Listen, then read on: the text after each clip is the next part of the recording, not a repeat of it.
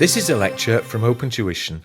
To benefit from the lecture, you should download the free lecture notes from opentuition.com.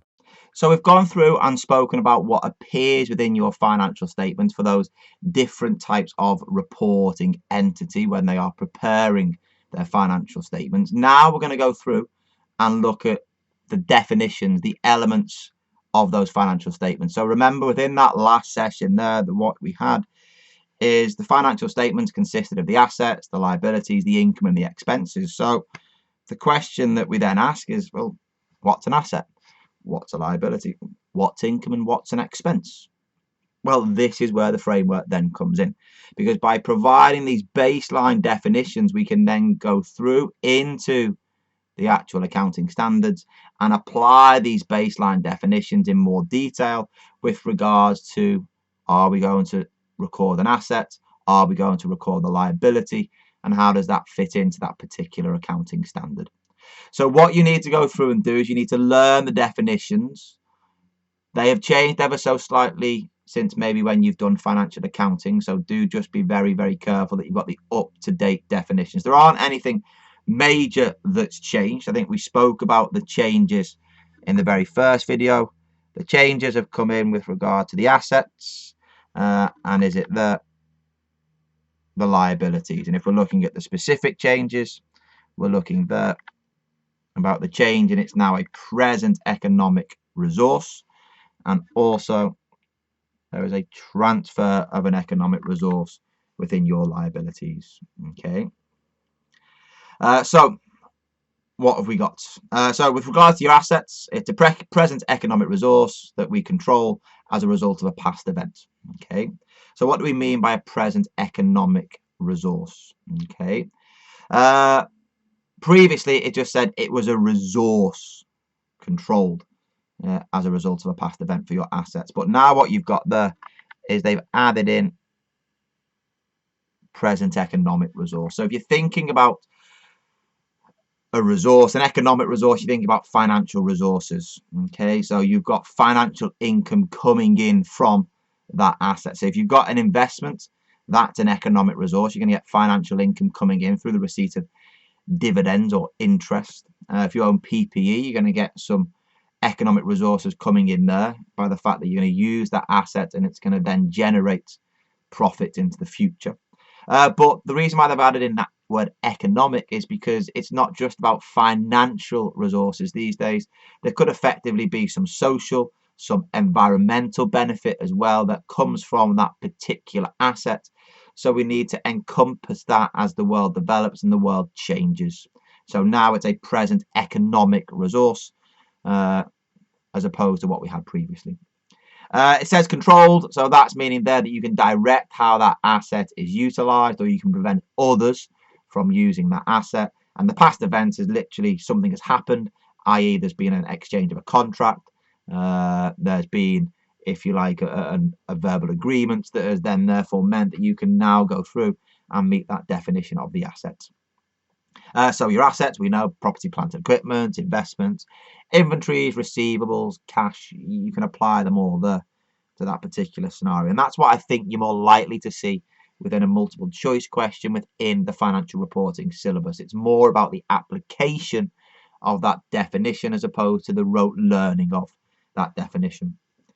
With your liabilities, what do we have there? Again, the definition is that you have a present obligation as a result of a past event that gives you a transfer of economic resource. Previously, it was a present obligation as a result of a past event that gives you an outflow of economic benefit. Okay, so here you've got a transfer of economic resource. And again, the focus effectively there is that there is a transfer of a financial resource, so there is some form of payment or maybe transfer of an other asset.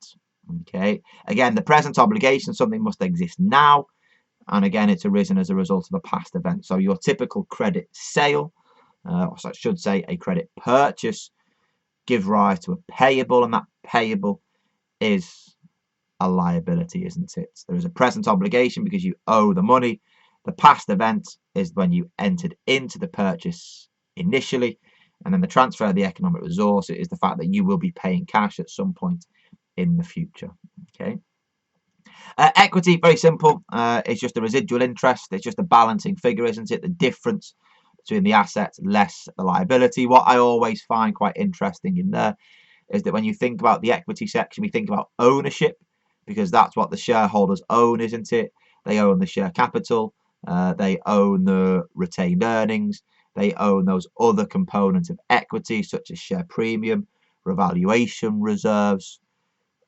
But within our definition here, there's actually no definition of ownership, and that hasn't been incorporated still within the current framework as it stands. It's just a residual balancing figure of the difference between the assets and the liabilities. But it makes sense, really, because if you've got your assets and a definition, you've got your liabilities as a definition, then you don't need any complex definition of your equity, do we?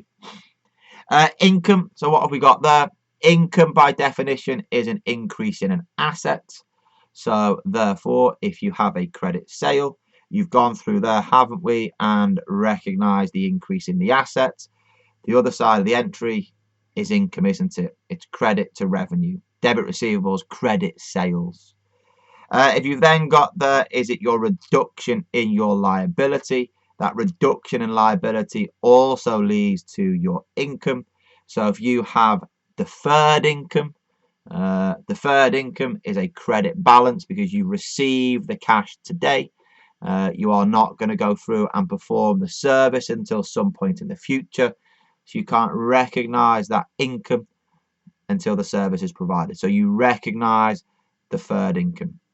When you reduce that deferred income balance, you are reducing a liability. So that reduction in your liability is your income. Okay. There we go. So you're increasing an asset, effectively thinking about your credit sale. Your reduction in liability is effectively the release of your deferred income. Okay. Could also apply as well, not just to IFRS 15 and your revenue, but also as well your government grants. But we'll touch those in more detail at a later point. And then your expense is a reduction in an asset. So if you think about there, is it your prepayment? You've set up that prepayment. You've recognized a debit entry that you then release in the following period. That is then a reduction in your asset, which is then an expense. An expense is also an increase in a liability. So if you've entered into a credit purchase, you have that increase in liability, which is therefore an expense, isn't it, as your purchases. But again, if you've got your accruals, again, an accrual is an expense, and that is an increase in your liability, isn't it? Okay. There we go.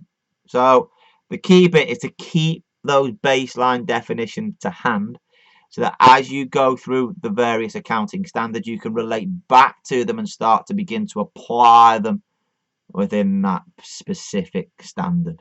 Like I said, I think the examinability is more around the application than the pure knowledge of those definitions. So it's important that you have those definitions to be able to apply them going forward. Okay, they will stick with you not just for financial reporting, but also strategic business reporting at some point in the future.